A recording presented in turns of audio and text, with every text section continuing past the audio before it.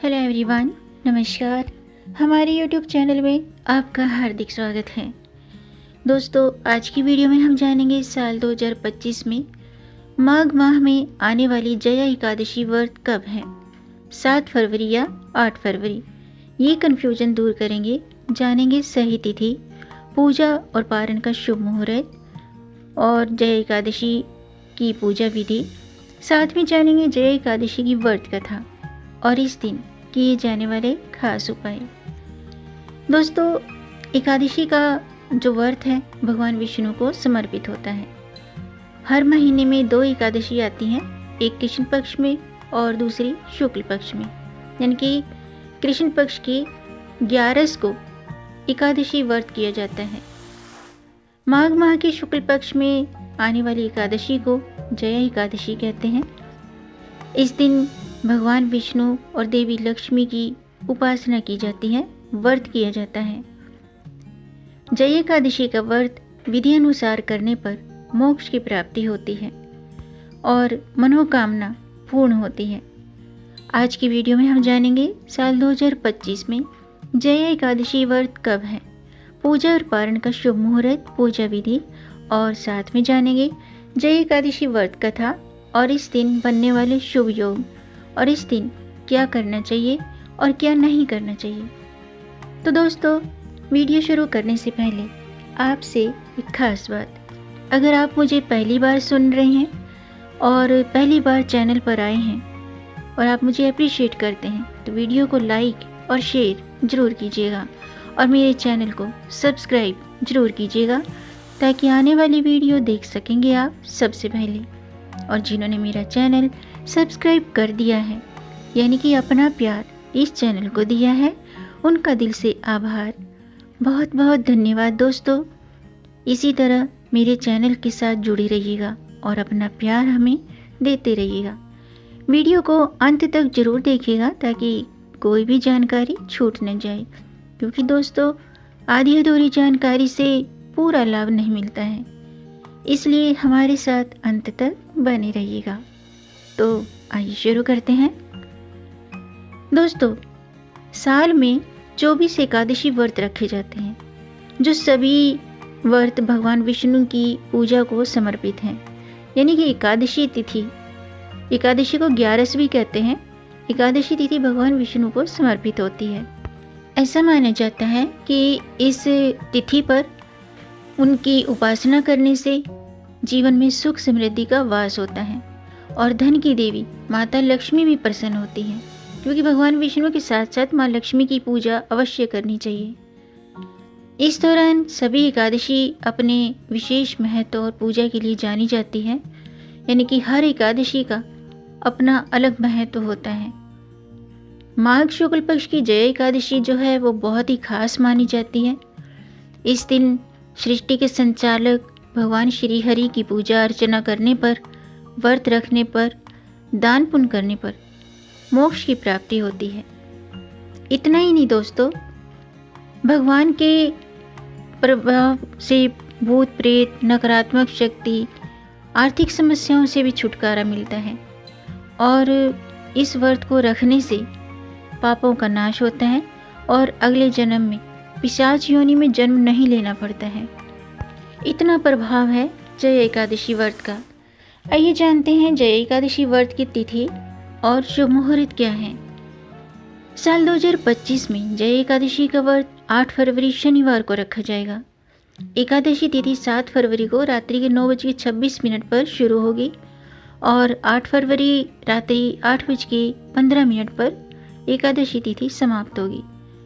पारण का शुभ मुहूर्त 9 फरवरी को सुबह 6:37 से सुबह के 8:59 तक रहेगा। इस दिन काफ़ी शुभ योग बन रहे हैं। यानी कि माघ शुक्ल पक्ष की एकादशी के दिन बहुत ही खास दिन है। इस तिथि पर मार्गशीर्ष नक्षत्र है, विधर्ती योग है और इस योग में भगवान विष्णु की पूजा करने से धन धान्य की वृद्धि होती है और लंबे समय तक रुके हुए काम भी पूरे होते हैं। आइए जानते हैं इस दिन यानी कि जया एकादशी के दिन पूजा विधि के बारे में। दोस्तों, एकादशी के दिन प्रातःकाल स्नान के बाद शुद्ध वस्त्र धारण करें और अगर आप व्रत रखते हैं तो हाथ में जल और पुष्प लेकर व्रत का संकल्प करें। सबसे पहले सूर्य देव को जल का अर्घ्य दें। इसके बाद पूजा में धूप, दीप, फल, पंचामृत शामिल करें। इस दिन पूजा पाठ करते समय भगवान विष्णु की श्री कृष्ण अवतार की पूजा का विधान बताया गया है, यानी कि माधव स्वरूप की पूजा की जाती है। एकादशी व्रत में रात्रि में जागरण करना बहुत ही शुभ माना जाता है। ऐसे में रात्रि जागरण करके श्री हरि का नाम का भजन कीर्तन करें और अगर आप व्रत रखते हैं तो व्रत कथा जरूर पढ़ें, वरना आपका व्रत अधूरा रह जाता है। तो व्रत कथा जरूर पढ़ें या सुनें। फिर भगवान श्री हरि के मंत्रों का जाप करें। भगवान श्री हरि का जो मंत्र है वो इस प्रकार है, ओम नमो भगवते वासुदेवाय। इस मंत्र का जाप करें और माता लक्ष्मी को श्रृंगार की सामग्री अर्पित करें। व्रत कथा पढ़ें और भगवान विष्णु को उनके प्रिय चीज़ों का भोग लगाएं।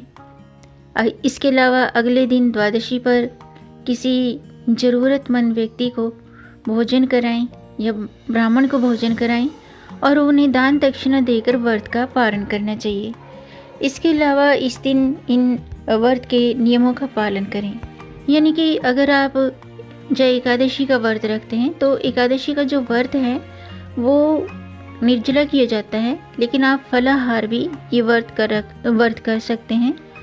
इसमें मतलब शुद्ध चीज़ों का प्रयोग करना चाहिए, फलों का सेवन कर सकते हैं आप।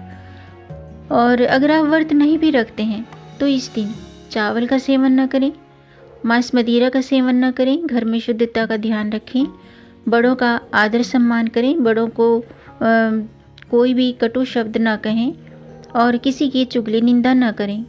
इसके अलावा अगर आप व्रत रखते हैं तो एकादशी के दिन काले रंग के वस्त्र ना पहने। इस दिन पीले रंग के वस्त्र धारण करके भगवान विष्णु की पूजा करें। और अगर आप व्रत रखते हैं तो ब्रह्मचर्य व्रत का पालन भी जरूर करना चाहिए। अपने सामर्थ्य के मुताबिक ज़रूरतमंद व्यक्तियों को दान पुण्य करना चाहिए। इसके अलावा भगवत गीता का पाठ कर सकते हैं, विष्णु सहस्त्र नाम का पाठ भी करना चाहिए। आइए जानते हैं शास्त्रों में जया एकादशी का महत्व।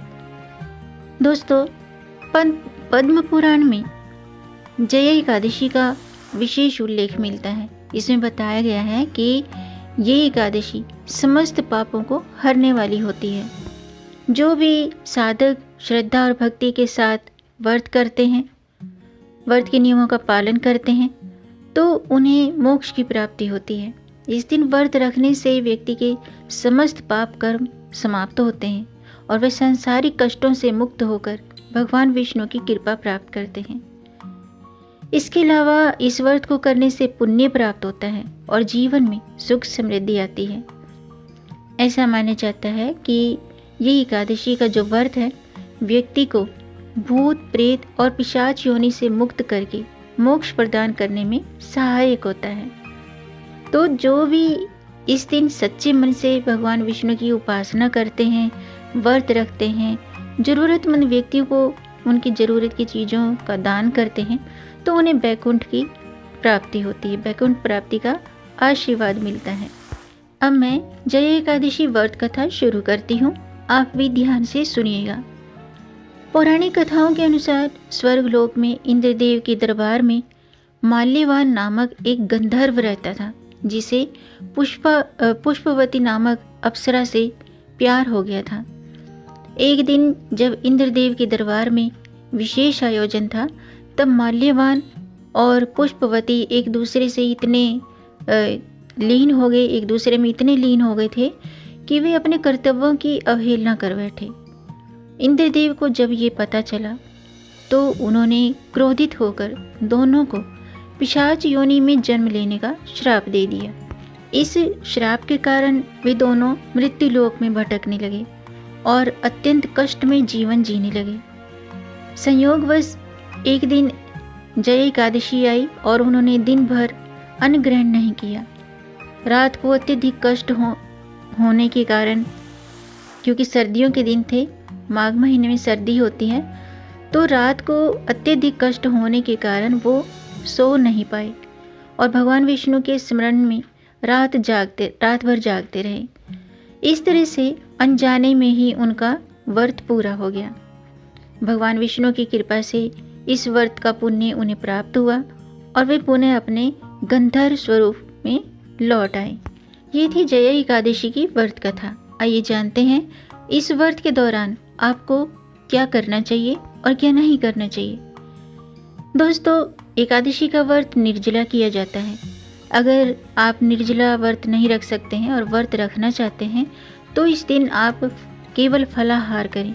एक समय भोजन ग्रहण करना उचित माना जाता है, तो अपने स्वास्थ्य का ध्यान रखते हुए आप फलाहार व्रत भी रख सकते हैं। इस दिन अनाज और नमक के सेवन से बचना चाहिए। इसके अलावा अगर आप व्रत नहीं भी रखते हैं तो एकादशी के दिन चावल, लहसुन, प्याज, मूली, बैंगन, मसूर की दाल जैसी तामसिक चीज़ों का त्याग करना चाहिए।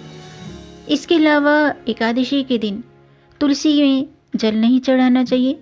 तुलसी के पत्ते भी नहीं तोड़ने चाहिए, क्योंकि एकादशी के दिन तुलसी माता भी भगवान श्री हरि के लिए निर्जला व्रत रखती हैं। लेकिन शाम के समय तुलसी के पास शुद्ध घी का दीपक जलाकर उनकी पूजा आराधना करनी चाहिए। इसके अलावा भगवान विष्णु की पूजा में तुलसी का पत्ता जरूर रखें। इसके लिए आप एक दिन पहले ही तुलसी के पत्ते तोड़कर रख सकते हैं, लेकिन एकादशी के दिन भूल कर भी पत्ते न तोड़ें। एकादशी तिथि को दान करने से अत्यधिक पुण्य प्राप्त होता है, तो इस दिन जरूरतमंद व्यक्तियों को अन्न, वस्त्र, जूते, तिल, दूध, दही, मिठाई और घी का दान शुभ और फलदायी माना जाता है। तो इनमें से आप किसी भी चीज़ का दान कर सकते हैं। अपने सामर्थ्य के मुताबिक दान पुण्य जरूर करें, क्योंकि ऐसा माना जाता है जया एकादशी पर किया गया दान 100 यज्ञों के बराबर पुण्य प्रदान करता है और भगवान विष्णु प्रसन्न होते हैं। इसके अलावा इस दिन जो व्रत रखते हैं तो उन्हें बेड पर शयन नहीं करना चाहिए, धरती पर शयन करना चाहिए। ब्रह्मचर्य व्रत का पालन करना चाहिए। किसी की निंदा, ईर्ष्या, क्रोध और असत्य वचन से बचना चाहिए। पशु पक्षियों को तंग नहीं करना चाहिए। इसके अलावा इस दिन यदि व्रत रखा जाए या न रखा जाए तो जया एकादशी पर आप कुछ विशेष कार्य करके भगवान विष्णु की कृपा प्राप्त कर सकते हैं। आइए जानते हैं कि जया एकादशी के दिन कौन से काम करने चाहिए जिनसे भगवान विष्णु और माता लक्ष्मी की कृपा प्राप्त होती है। इस दिन तुलसी पूजन जरूर करें। जया एकादशी के अवसर पर भगवान विष्णु के साथ साथ तुलसी पूजन करना अत्यंत लाभकारी होता है। इस दिन तुलसी के पास घी का दीपक जलाएं और ओम विष्णवे नमः इस मंत्र का जाप करें। ये सरल सा उपाय जीवन में सुख, समृद्धि और सकारात्मक ऊर्जा का संचार करता है, इसमें कोई शक नहीं है। इसके अलावा एकादशी के दिन भगवान विष्णु को पीले फल और पीले मिठाई का भोग लगाएं। यानी कि भगवान विष्णु को पीले रंग के फल जैसे कि केला, आम, पीली मिठाई जैसे कि बेसन के लड्डू, ये चीज़ें भगवान विष्णु को बहुत प्रिय हैं और इनका संबंध देवगुरु बृहस्पति से है। यदि आप पीले रंग की मिठाइयाँ और फल भगवान विष्णु को अर्पित करते हैं तो जीवन में धन की वृद्धि होती है और कुंडली में गुरु की स्थिति भी मजबूत होती है। लेकिन ध्यान रखिएगा, इस दिन पीली चीज़ों का सेवन ना करें, विशेषकर उन लोगों के लिए जो विष्णु पूजन या व्रत कर रहे हैं। इसके अलावा इस दिन ज़रूरतमंद व्यक्तियों को उन्हें उनकी आवश्यक वस्तुओं का दान करना शुभ माना जाता है, जैसे कि अनाज, वस्त्र, फल, गुड़ और तिल, इन चीज़ों का दान करें। इसके अलावा दोस्तों, जो विशेष उपाय हैं, अगर आप व्रत नहीं भी रखते हैं तो जया एकादशी के दिन गजेंद्र मोक्ष का पाठ करें, विष्णु सहस्त्र नाम का पाठ करें या नारायण कवच का पाठ करें। इनमें से किसी भी जो भी आप कर सकते हैं, भगवान विष्णु का ध्यान करते हुए इनमें से किसी भी पाठ का नाम जाप करें। ऐसा करने से सभी समस्याएं, जीवन की सभी समस्याएं दूर होती हैं और हर क्षेत्र में सफलता प्राप्त होती है। तो आज के लिए बस इतना ही। उम्मीद है आपको ये वीडियो पसंद आया होगा। अगर आपको जानकारी अच्छी लगी हो तो लाइक के बटन को प्रेस कर दीजिए, वो नीला हो जाएगा। जी हाँ दोस्तों, वीडियो को लाइक और शेयर ज़रूर कीजिएगा और इस जानकारी को आगे बढ़ाकर अपनी फैमिली में, अपने फ्रेंड्स में ज़्यादा से ज़्यादा शेयर कर दीजिए ताकि औरों को भी इससे लाभ प्राप्त हो। और अगर आपका कोई प्रश्न है या कोई सुझाव है तो कमेंट बॉक्स में ज़रूर लिखिएगा और मेरे चैनल को सब्सक्राइब ज़रूर कीजिएगा ताकि आने वाली वीडियो देख सकेंगे आप सबसे पहले। वीडियो को अंत तक देखने के लिए आपका बहुत बहुत धन्यवाद। मिलेंगे नई जानकारी के साथ, तब तक आप खुश रहें, स्वस्थ रहें, अपना ख्याल रखें और अपनों का भी ख्याल रखिएगा। जय श्री हरि, हर हर महादेव।